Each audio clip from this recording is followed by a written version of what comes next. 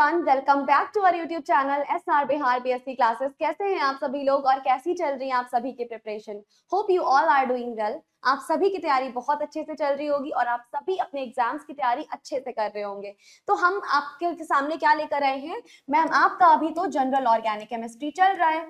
बिल्कुल, हम अभी क्या कवर अप कर रहे हैं मैम? हम आप ऑर्गेनिक केमिस्ट्री जो है वो कर रहे हैं। तो जनरल ऑर्गेनिक हमारा चल रहा है और जनरल ऑर्गेनिक में कल हमने क्या कवर किया था मैम? हाइपर कॉन्जुगेशन आपने खत्म कर दिया था और हमारा क्या क्या कंप्लीशन हो चुका था मैम? मेजर अगर आप बात करोगे तो आपका इंडक्टिव खत्म है, रेजोनेंस खत्म है, मीजोमेरिक खत्म है, हाइपर कॉन्जुगेशन खत्म है। हम इन सारे बड़े बड़े 4 टॉपिक्स को फिनिश कर चुके हैं। अब रेजोनेंस के अंदर तो हमने कितने ही टॉपिक पढ़े थे, इंडक्टिव के दोनों टाइप पढ़े थे, मीजोमेरिक के दोनों टाइप पढ़े थे, ये सारी चीजें हम ऑलरेडी खत्म कर चुके हैं। आज हम क्या डिस्कस करने वाले हैं? मैंने आपसे लास्ट लेक्चर में बोला था हम आज एक बहुत ही इंपॉर्टेंट और बहुत ही बढ़िया टॉपिक डिस्कस करने वाले हैं। तो आज का जो टॉपिक है बेटा दैट इज ब्रेड्स रूल। हमारा आज का टॉपिक क्या होने वाला है मैम? आपका आज का टॉपिक होने वाला है ब्रेड्स रूल।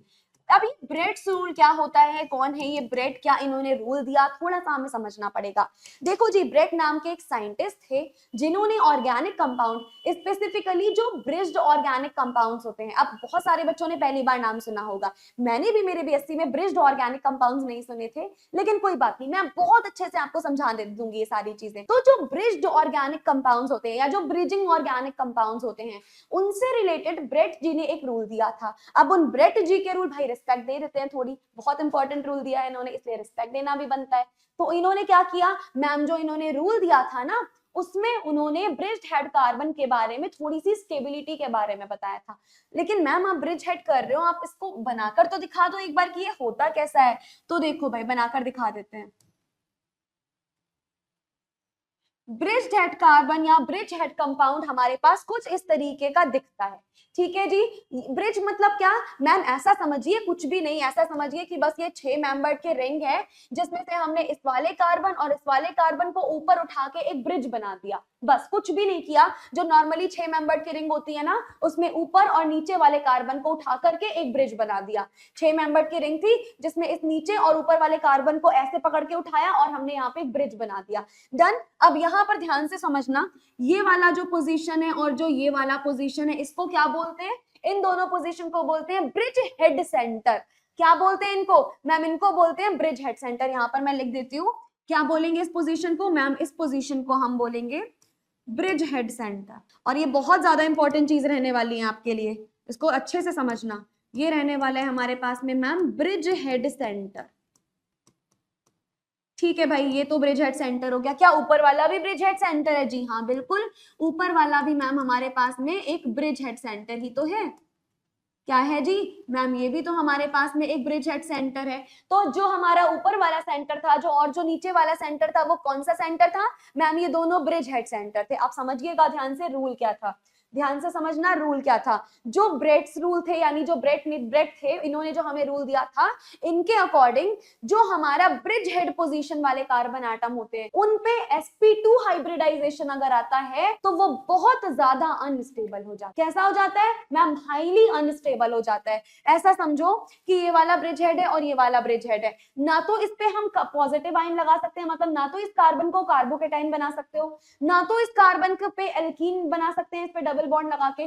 बेसिकली हम ऐसा कुछ भी नहीं कर सकते जिसकी वजह से ये ब्रिज हेड sp2 हाइब्रिडाइज्ड हो जाए, क्योंकि अगर ये ब्रिज हेड पोजीशन हमने sp2 हाइब्रिडाइज कर दिए, इनका हाइब्रिडाइजेशन अगर हमने गलती से भी sp2 कर दिया, तो ये कैसे हो जाने वाले हैं? तो ये हाईली अनस्टेबल हो जाने वाले हैं। यही रूल था ब्रेड्स का, यही ब्रेड्स ने बताया था। sp2 कार्बन जो होते हैं ब्रिज हेड पोजीशन पे, वो हाईली अनस्टेबल होते हैं। यहाँ पर मैं क्या लिख सकती हूँ? I can write sp2 carbon atom, sp2 carbon at bridge head centre, sp2 carbon at bridgehead center is highly unstable.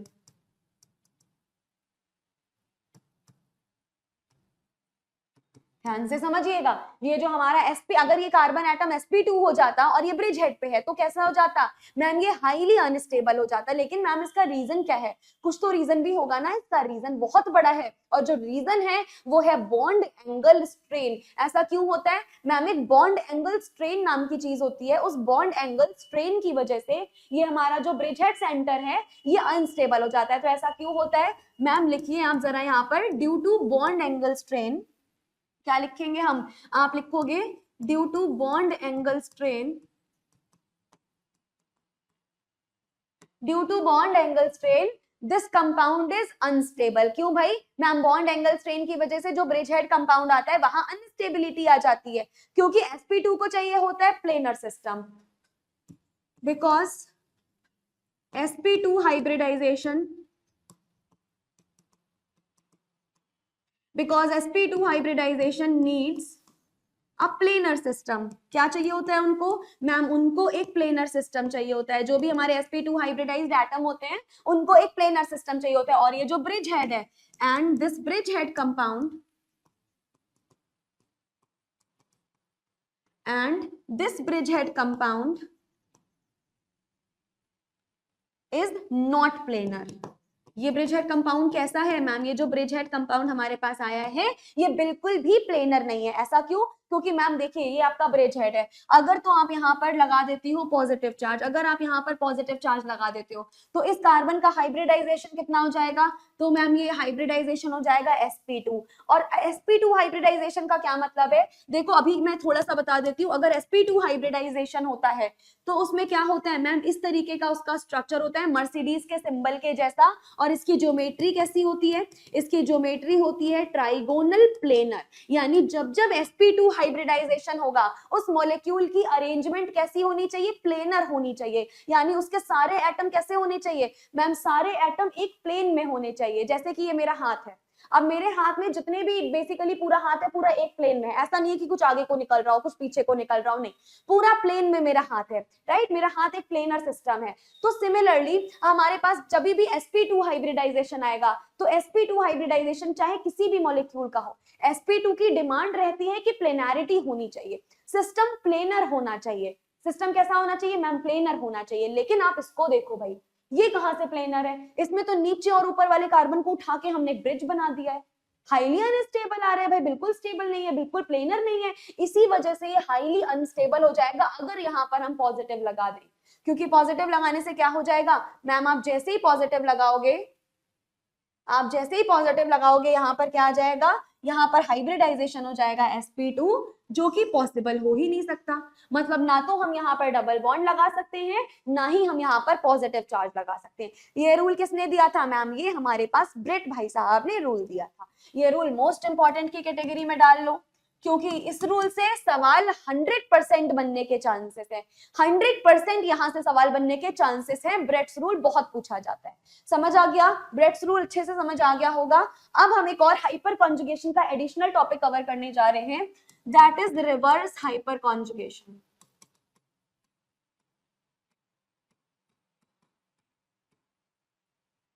What do you understand by the reverse hyper conjugation?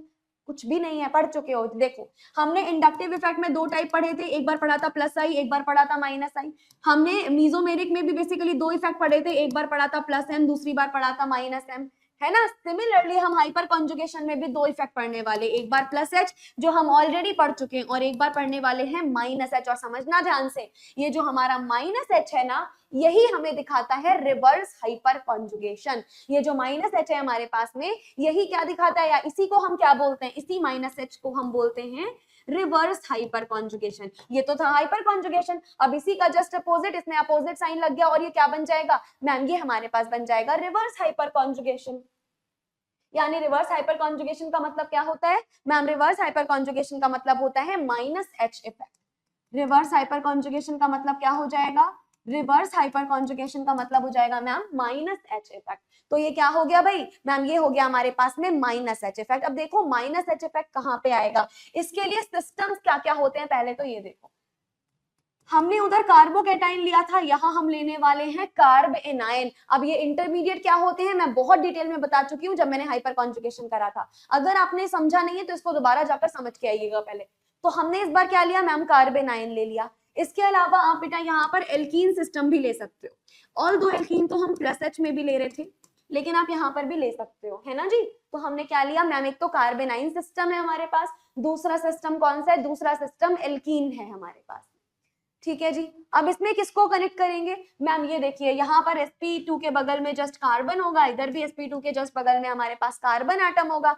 इस बार कार्बन से कौन कनेक्टेड होगा ma'am, इस बार carbon से या तो chlorine या तो ब्रोमीन या तो आयोडीन कनेक्टेड होंगे। सिमिलरली इधर वाले कार्बन से भी मैम या तो क्लोरीन या तो ब्रोमीन या तो आयोडीन कनेक्टेड होने वाले हैं। बस यही यहाँ इंपॉर्टेंट चीज होती है। कब कब हाइपर कॉन्जुगेशन पाया जाएगा मैम, जब जब हमारे पास sp2 के बगल में sp3 सिस्टम आएगा। जब जब sp2 के बगल में sp3 सिस्टम आएगा हमें क्या मिलेगा, हमें हाइपर कॉन्जुगेशन मिलेगा।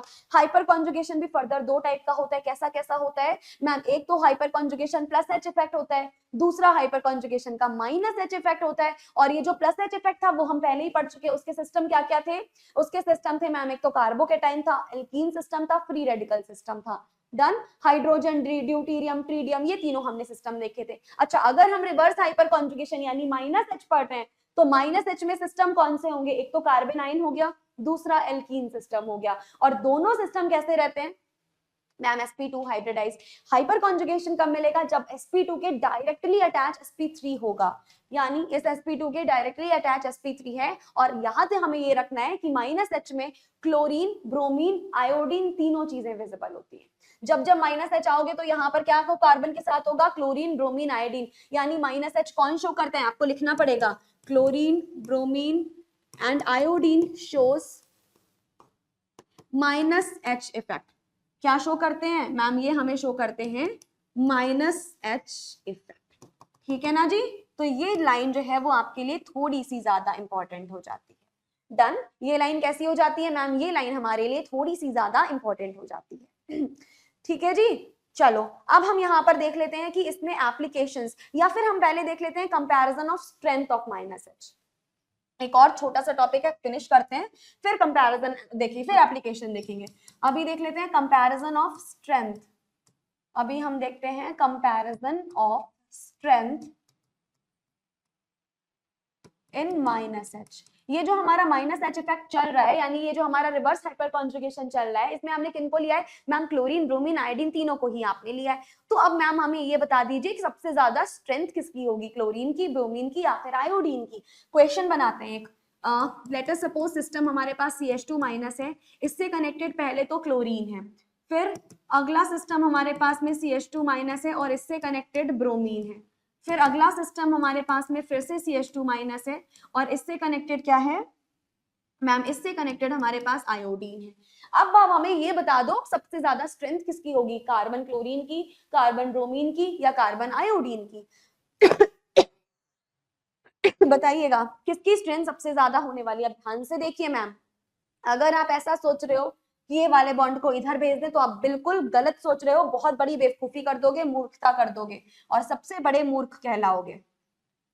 बेटा वहां पे इसलिए जा रहा था जब हमारे पास ये CH2 के ऊपर पॉजिटिव लगा था और यहाँ पर हाइड्रोजन था, तो ये इधर इसलिए मूव कर पा रहा था क्योंकि इस कार्बन के पास कमी थी इलेक्ट्रॉन की। इलेक्ट्रॉन की कमी का मतलब है यहाँ पर वेकेंट ऑर्बिटल, खाली जगह थी, इसीलिए उस खाली जगह में सिग्मा बॉन्ड का डीलोकेलाइजेशन हो रहा था। अभी अगर ऐसी चीज कर दोगे तो तुम मूर्ख कहलाओगे, क्योंकि यहाँ पर निगेटिव चार्ज है। कौन सा चार्ज दिया हुआ है, यहाँ हमें दिया हुआ है मैम निगेटिव चार्ज। और निगेटिव चार्ज का क्या मतलब है, निगेटिव चार्ज का मतलब है कि ये तो ऑलरेडी भरा हुआ है, ये थोड़ी ना यहाँ पर इलेक्ट्रॉन लेगा, इसकी तो खुद ही इलेक्ट्रॉन डेंसिटी बहुत ज्यादा है। ऐसा समझो तुम अपने दोस्त के घर से बहुत बढ़िया अपना फेवरेट खाना खाकर आए हो एकदम पेट भर के, ठीक है, और उसी दिन तुम्हारी मम्मी ने भी घर पे अच्छा खाना बना लिया और वो तुमको बोल रही है कि बेटा खाना खाओ, लेकिन तुम्हारा तो पेट ऑलरेडी बहुत भरा हुआ है, तुमने ऑलरेडी 2 दिन का खाना खा लिया है। कैसे खा लोगे तुम फिर वो ऊपर से दूसरा खाना, तुम्हारे लिए तो मुश्किल होगा ना ऐसा खाना खाना। तो समझो उसी तरह ये जो CH2 है इसके ऊपर ऑलरेडी माइनस चार्ज लगा है, ये ऑलरेडी ओवर ईटिंग कर चुका है, अपने हद से ज्यादा खा चुका है। ये अगर तुम इसको बोलोगे भाई तू और खा, तबीयत खराब हो जाएगी यार उसकी, वो नहीं खा सकता। तो इस भाई ये किस जुगाड़ में है भाई, ये तो इसी जुगाड़ में कि इसका जो खाना है वो कैसे भी निकले। यानी ये जो निगेटिव चार्ज है ये अपना निगेटिव चार्ज अपने तक रखना ही नहीं चाहता है, ये खुद चाहता है कि मैम मैं अपना निगेटिव चार्ज इसको दूं, क्योंकि निगेटिव चार्ज अनस्टेबल है। ये चाहता है कि मेरा निगेटिव चार्ज कोई ले ले। क्या चाहता है ये मैम, ये नहीं चाहता है कि मेरा निगेटिव चार्ज कोई ले ले, है ना जी। अब कौन लेना प्रेफर करेगा मैम, यहाँ पर तो सिंगल बॉन्ड है। अगर आप वेकेंट ऑर्बिटल भी बनाने वाले हो तो देखो यहाँ जो वेकेंट ऑर्बिटल बना वो बना सिग्मा स्टार, यहाँ जो वेकेंट ऑर्बिटल बना वो भी बना सिग्मा स्टार, और यहाँ जो वेकेंट ऑर्बिटल बना वो भी हमारे पास बना सिग्मा स्टार, है ना। अब देखो क्या होगा मैम, अब ये निगेटिव चार्ज इस बार भी सिग्मा स्टार में जाएगा, इधर भी सिग्मा स्टार में जाएगा और इधर भी सिग्मा स्टार में ही जाने वाला है ना। इन हर जगह पे निगेटिव चार्ज कहाँ गया है मैम, इस हर जगह पे निगेटिव चार्ज हमारे पास सिग्मा स्टार में गया है। तो अब आपको क्या लग रहा है सबसे ज्यादा स्ट्रेंथ किसकी होगी मैम, सीधी सी बात है सबसे ज्यादा स्ट्रेंथ यानी -H किसका हो जाने वाला है मैम, यहाँ -H सबसे ज्यादा हो जाने वाला है कार्बन आयोडीन का। क्योंकि ये कैसा है मैम, जैसे जैसे हम टॉप टू बॉटम जाते हैं, याद करिए हमने पढ़ा था ऑर्बिटल का साइज क्या हो जाता है, इंक्रीज हो जाता है। सब कुछ पे पढ़ा चुकी हूँ, एक एक चीज। किसी बच्चे ने बोला नहीं पढ़ाया तो वो पिटेगा, एक एक चीज पढ़ाई हुई है मैंने। सबसे ज्यादा देखो ऐसा होता है हमारे पास में, क्या याद रखोगे तुम लोग, फिर बता देती हूँ। समझो हमारे पास हेलोजन कौन से होते हैं, फ्लोरीन, क्लोरीन, ब्रोमीन, आयोडीन। जैसे जैसे हम टॉप टू बॉटम जा रहे हैं, क्या होता जा रहा है मैम, जैसे जैसे हम टॉप टू बॉटम जा रहे हो आपके ऑर्बिटल का साइज इंक्रीज होता जा रहा है ना, ऑर्बिटल का साइज इंक्रीज होता जा रहा है, मतलब इसके पास एक बड़ा कमरा है। जबकि क्लोरीन के पास कैसा है मैम, क्लोरीन का ऑर्बिटल का साइज कम है, यानी क्लोरीन के पास एक छोटा कमरा है। ये अपना खाना देना चाहता है तो उस जगह देगा जहां बड़ी जगह होगी रहने के लिए। मतलब इसके पास, आयोडीन के पास क्योंकि बड़ा कमरा है, यानी सबसे ज्यादा स्टेबिलिटी किसकी होगी मैम, आयोडीन की। तो सबसे ज्यादा -H किसका होगा, कार्बन आयोडीन का। फिर होगा मैम कार्बन ब्रोमीन का, फिर होगा हमारे पास में कार्बन क्लोरीन का। ऐसा क्यों हुआ, ड्यू टू ऑर्बिटल साइज। यहां लिख दो ऐसा हुआ है due to orbital size, due to higher orbital size. ऐसा हुआ हमारे पास due to higher orbital size. और बेटा ये सवाल तुम्हारे एग्जाम में पूछा जा सकता है, हो सकता है +H का सवाल पूछ ले, हो सकता है -H का सवाल पूछ ले, लेकिन पूछने के चांसेस बहुत ज्यादा है। ठीक है, पूछने के चांसेस बहुत बहुत बहुत ही ज्यादा हैं, बहुत ज्यादा पूछने के चांसेस हैं। चलिए अब हम डिसाइड कर लेते हैं स्टेबिलिटी ऑफ इंटरमीडिएट्स। भाई इंटरमीडिएट्स तो आपने बता दिए थे, लेकिन उनकी स्टेबिलिटी कौन बताएगा, मैं ऑर्गेनिक पढ़ा रही हूं तो मैं ही बताऊं। तो अब हम बात कर लेते हैं stability of intermediates, stability of intermediates. चलो अभी सबसे पहले तो मुझे ये बताओ कि इंटरमीडिएट्स होते कितने टाइप के हैं। देखो मैं बता चुकी हूँ आप लोगों को, अगर अभी ये लाइव क्लास होती तो तुम सभी लोगों का एक टेस्ट हो जाता, लेकिन क्योंकि ये रिकॉर्डेड है बच गए तुम लोग। तो समझो इंटरमीडिएट कितने टाइप के होते हैं मैम, बहुत सारे टाइप के इंटरमीडिएट आपने बताए थे, लेकिन आपने ये भी बोला था कि हमारे लिए बेसिक लेवल पे 3 इंटरमीडिएट सबसे ज्यादा जरूरी है जो एग्जाम में आने के चांसेस हैं। कौन कौन से थे, पहला कार्बोकेटाइन था, दूसरा कार्बेनाइन था, और तीसरा क्या था, फ्री रेडिकल था। तो क्या लिख सकती हूँ मैं यहाँ पर, सबसे पहले तो मैं लिख देती हूँ कि we are having different type of intermediate. जैसे कि सबसे पहला we are having different type of intermediates.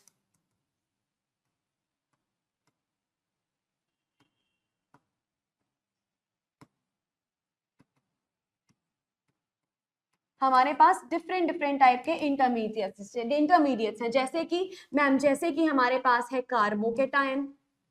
अच्छा, कार्बोकेटाइन क्या होता है मैम, जो कार्बोकेटाइन होता है उसमें कार्बन के ऊपर पॉजिटिव चार्ज है, यानी कि ये कार्बोकेटाइन कैसा हो गया, ये जो मैम आपके पास कार्बोकेटाइन होता है ना, ये आप बोल सकते हो कि इलेक्ट्रॉन डेफिशिएंट होता है। कैसा होता है मैम, ये इलेक्ट्रॉन डेफिशिएंट होता है, यानी इसके पास इलेक्ट्रॉनों की कमी होती है। ठीक है जी, इलेक्ट्रॉनों की कमी होती है। दूसरा कौन सा होगा, दूसरा मैम आपके पास हो जाएगा, दूसरा आपके पास हो जाएगा कार्बेनाइन।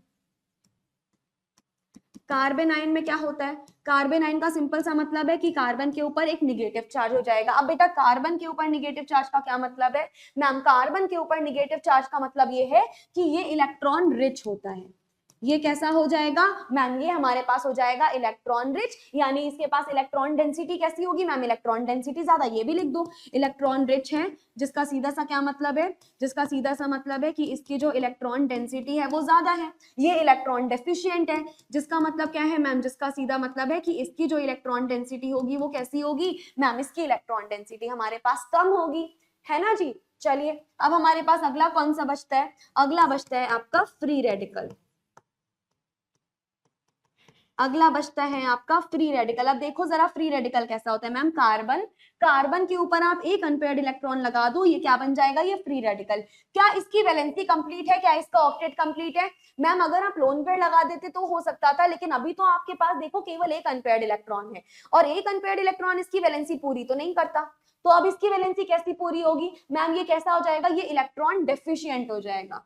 कैसा हो जाएगा, ये इलेक्ट्रॉन डेफिशिएंट हो जाएगा। और इलेक्ट्रॉन डेफिशिएंट होने का मतलब क्या है, मतलब सिर्फ इतना सा है कि इसकी इलेक्ट्रॉन डेंसिटी बहुत कम होने वाली है। इसकी इलेक्ट्रॉन डेंसिटी कैसे होने वाली है, इसकी इलेक्ट्रॉन डेंसिटी मैम बहुत ही ज्यादा कम होने वाली है। तो देखो भाई इसकी इलेक्ट्रॉन डेंसिटी तो कम हो गई। अब हम इसको स्टेबल कैसे कर सकते हैं, क्या कोई भी इंटरमीडिएट स्टेबल होता है मैम, कोई भी दुनिया का इंटरमीडिएट स्टेबल नहीं होता, क्योंकि वो स्टेबल नहीं होता है इसीलिए तो वो इंटरमीडिएट है ना, इसीलिए तो वो रिएक्शन के बीच में बनता है, रिएक्शन खत्म होने से पहले खत्म हो जाता है, क्योंकि वो स्टेबल नहीं होता। क्यों स्टेबल नहीं होता, क्योंकि मैम उसमें ऐसी ऐसी चीजें पाई जाती हैं, कहीं देखो किसी पे पॉजिटिव लगा दिया, किसी पे नेगेटिव लगा दिया, कुछ नहीं मिला तो रेडिकल लगा दिया। अब ये तो अच्छी बात नहीं है ना। तो इनकी स्टेबिलिटी के लिए क्या किया जाए, कार्बोकेटाइन के पास चले, उसके पास चल के पूछते हैं क्या करें अब उनका। तो हम कार्बोकेटाइन के पास गए, हमने पूछा कि भाई बताओ कार्बोकेटाइन तुमको कैसे स्टेबल किया जाए, तुम तो स्टेबल हो नहीं, क्या करें तुम्हारे लिए। तो वो बोलता है कि देखो यार मेरे पास ना पॉजिटिव चार्ज है, मैं बिल्कुल स्टेबल नहीं हूँ, मुझे थोड़ा कुछ इलेक्ट्रॉन दे दो यार, दो चार तुम्हारे पास पड़े हो तो मैं ना स्टेबल हो जाऊं। यानी ये स्टेबिलिटी के लिए किसकी डिमांड कर रहा है, ये स्टेबिलिटी के लिए इलेक्ट्रॉन की डिमांड कर रहा है। यानी इसको हम क्या करें मैम, इसको हम थोड़े से इलेक्ट्रॉन डोनेट कर दो, है ना। यानी कि अगर हम इसके पास में इलेक्ट्रॉन डोनेटिंग ग्रुप्स लगा दें तो क्या होगा, अगर हम इसके पास में इलेक्ट्रॉन डोनेटिंग ग्रुप्स लगा दें तो क्या होगा मैम, अगर आप इसके पास में इलेक्ट्रॉन डोनेटिंग ग्रुप्स लगा दोगी तो इसकी स्टेबिलिटी क्या हो जाएगी मैम, सीधी सी बात है इसकी स्टेबिलिटी बढ़ जाएगी, क्योंकि इसको वही तो चाहिए ना, ये गरीब था, इसने बोला कि थोड़े इलेक्ट्रॉन दे दो मुझे, तो मैंने इलेक्ट्रॉन डोनेटिंग ग्रुप लगा दिए, इसकी स्टेबिलिटी बढ़ गई। चलो कार्बोकेटाइन जी तो खुश हो गए, कार्बोकेटाइन हमारे पास खुश हो चुके हैं। अब हम चलते हैं कार्बेनाइन के पास में। चलो कार्बेनाइन के पास गए, हमने पूछा कि भाई बताओ कार्बेनाइन तुम्हारी क्या दिक्कत है, तुम्हें क्या परेशानी है। तो वो बोलते हैं कि मेरी परेशानी ये है कि मेरे पास निगेटिव चार्ज लगा है, मेरे पास एक्स्ट्रा चार्ज है, मैं ये ज्यादा में भी खुश नहीं हूँ, मुझे मेरे से कोई ये चार्ज ले लो, मैं ओवर ईटिंग कर चुका हूँ, मेरा पेट खराब हो जाएगा अगर ये थोड़ी देर और मेरे पास रहा, मुझे इतना नहीं चाहिए, मेरे पास एक्सेस आ गई है। कहते हैं ना जब कोई चीज लिमिट से ज्यादा आ जाए तब भी दिक्कत होती है, तो इसके पास आ गई लिमिट से ज्यादा, जिसकी वजह से इस पे आ गया निगेटिव चार्ज, अब इसको दिक्कत है, ये चाहता है कोई इससे इलेक्ट्रॉन छीन। तो हमने बोला कि ठीक है हम तुम्हें इलेक्ट्रॉन विदड्रॉइंग ग्रुप से मिलवा देते हैं, वो ग्रुप तुम्हारे इलेक्ट्रॉन को खींच लेंगे। ये बड़ा खुश हो गया कि ठीक है भाई मिलवा दो। तो हम इनको किसके साथ जोड़ देंगे, इनको मैम आप जोड़ देंगे इलेक्ट्रॉन विदड्रॉइंग ग्रुप के साथ। अगर हम इनको इलेक्ट्रॉन विदड्रॉइंग ग्रुप के साथ जोड़ देंगे तो क्या हो जाएगा, तो फिर सीधी सी बात है ना, इनकी जो स्टेबिलिटी होगी वो और भी ज्यादा बढ़ जाएगी। जैसे हमने इनको इलेक्ट्रॉन विदड्रॉइंग ग्रुप के साथ जोड़ा, इनकी स्टेबिलिटी मैम और भी ज्यादा इंक्रीज हो जाएगी। ठीक है, दो लोगों को हम देख चुके हैं, अब हम चलते हैं तीसरे वाले के पास। आ जाओ भाई रेडिकल जी, आपकी क्या दिक्कत है, क्या परेशानी है। रेडिकल जी बोलते हैं कि मेरे पास गरीबी है, केवल एक अनपेयर्ड इलेक्ट्रॉन पड़ा हुआ है, मैं तो खुश भी नहीं हो पा रहा हूँ, दुखी भी नहीं हो पा रहा हूँ, क्या चाहिए फिर तुमको।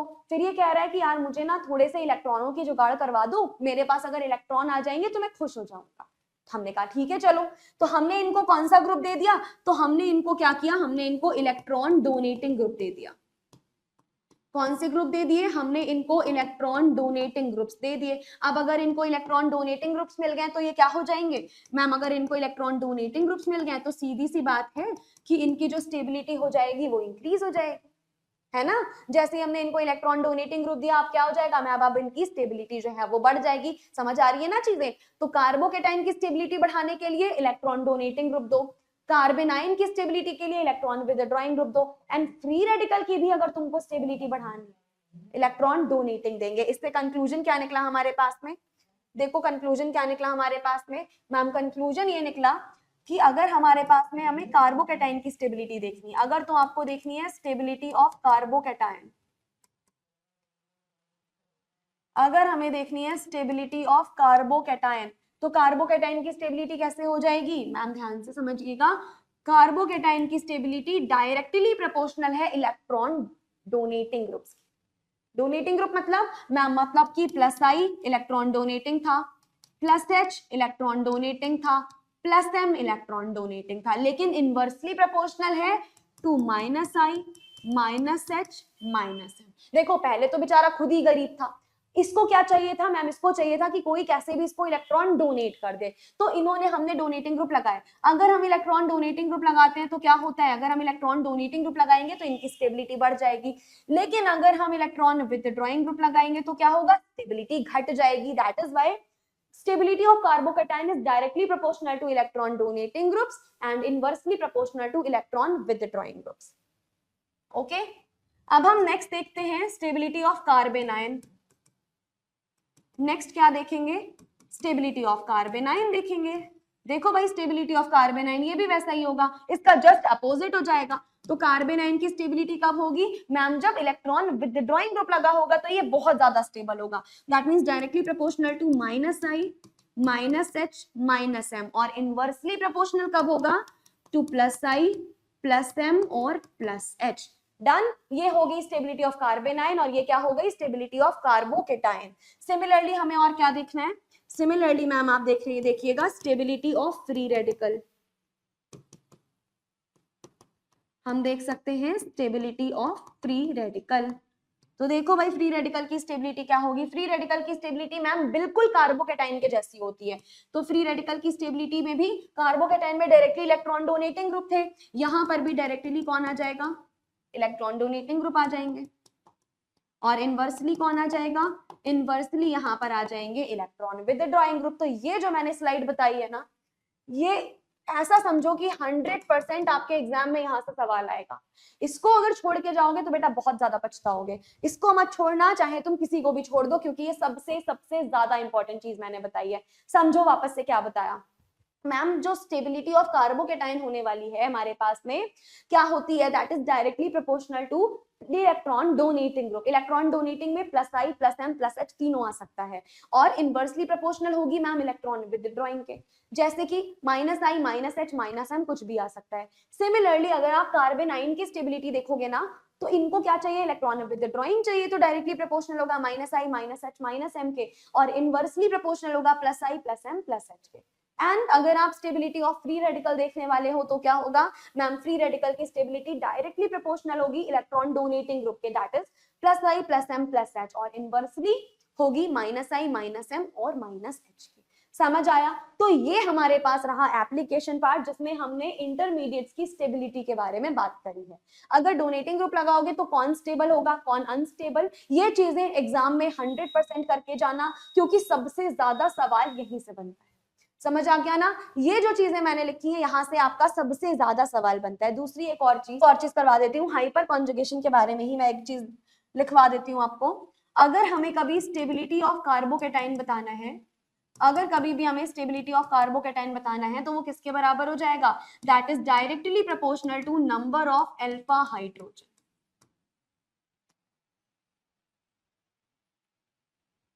इस चीज को नोट डाउन करके रख लेना कि जितने ज्यादा अल्फा हाइड्रोजन आपके पास में आने वाले होंगे, जितनी ज्यादा आपके पास अल्फा हाइड्रोजन आएंगे, उतनी ज्यादा कार्बोकेटाइन की स्टेबिलिटी होने वाली है ना? बहुत अच्छे से अपने दिमाग में बसा लो ये चीज, जितने ज्यादा अल्फा हाइड्रोजन आएंगे कार्बोकेटाइन उतना ज्यादा स्टेबल हो जाएगा। तो कोई भी कंपाउंड गिवन हो, तुम क्या चेक करोगे, तुमको चेक करना पड़ेगा नंबर ऑफ अल्फा हाइड्रोजन इस कंपाउंड में कितने होने वाले हैं। जितने उस कंपाउंड में अल्फा हाइड्रोजन होंगे उतना ही क्या होगा मैम, उतना ही हमारे पास ये वाला जो कार्बोकेटाइन है वो कैसा होने वाला है मैम, वो स्टेबल हो जाएगा। अच्छा, इस पे बेस्ड हम एक सवाल करते हैं, इस पे बेस्ड एक सवाल करते हैं। मैं सवाल चेक करती हूँ बेटा जरा एक बार क्या है। देखो पहला हमें कंपाउंड दिया हुआ है CH2 पॉजिटिव CH3, ये कंपाउंड दिया है A। दूसरा कंपाउंड क्या दिया हुआ है, CH पॉजिटिव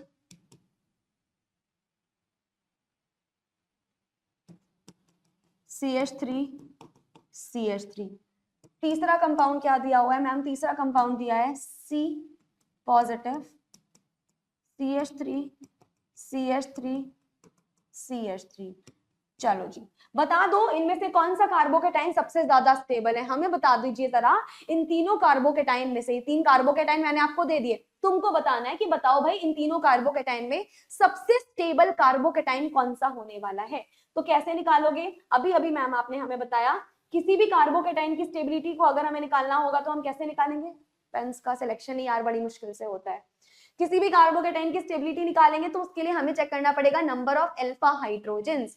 ठीक है भाई, तो चेक करो अल्फा हाइड्रोजन कैसे करते हैं, अभी बताया था जस्ट थोड़ी देर पहले। देखिए मैम, कभी भी sp2 के जस्ट बगल में अगर sp3 होगा, ये वाला सिस्टम कैसा है? sp2 के बगल में क्या है? sp3।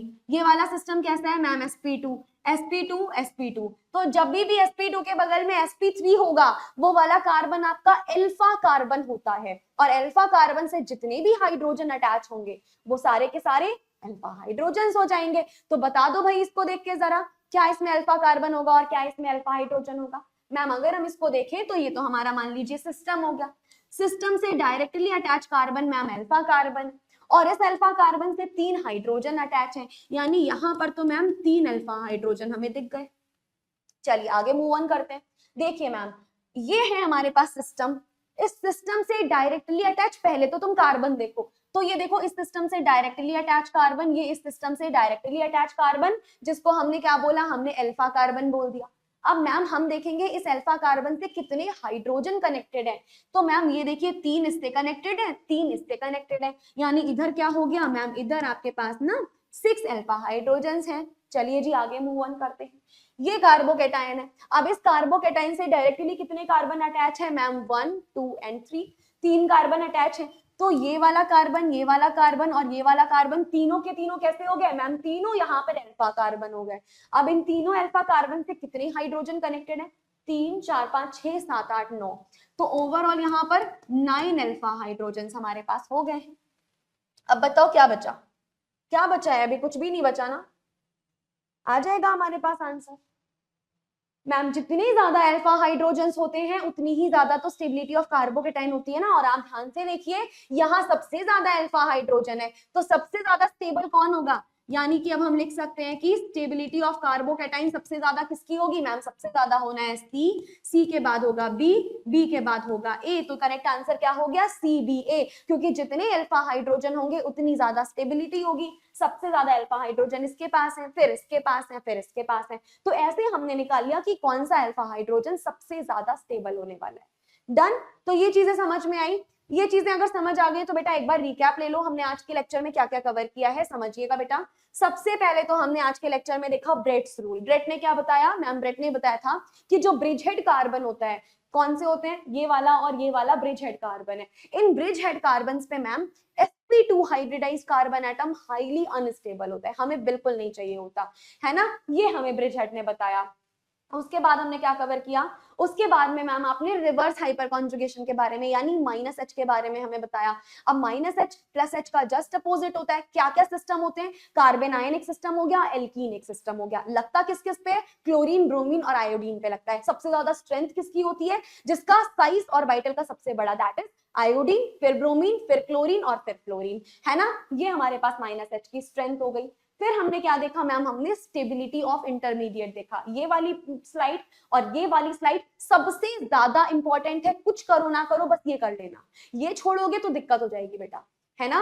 इस स्लाइड में क्या कहा जा रहा है मैम? स्टेबिलिटी ऑफ कार्बोकेटाइन देख लिया, जो कि आपकी हमारे पास ग्रुप्स पे तो डिपेंड करती है, साथ में नंबर ऑफ अल्फा हाइड्रोजन पे भी करती है। जितने अल्फा हाइड्रोजन होंगे उतना कार्बोकेटाइन हमारा स्टेबल हो जाएगा। समझ में आई ये चीज? I hope these things are clear to you. आज के लेक्चर के लिए इतना ही रखते हैं, मिलते हैं अगले लेक्चर में। अगले लेक्चर में हम अगला टॉपिक कवर करेंगे। तब तक के लिए thank you so much, take care. और जितना करवाती जा रही हूँ रिविजन करते रहना, रिविजन नहीं करोगे तो दिक्कत आ जाएगी आपको। ठीक है जी, thank you so much, take care and bye.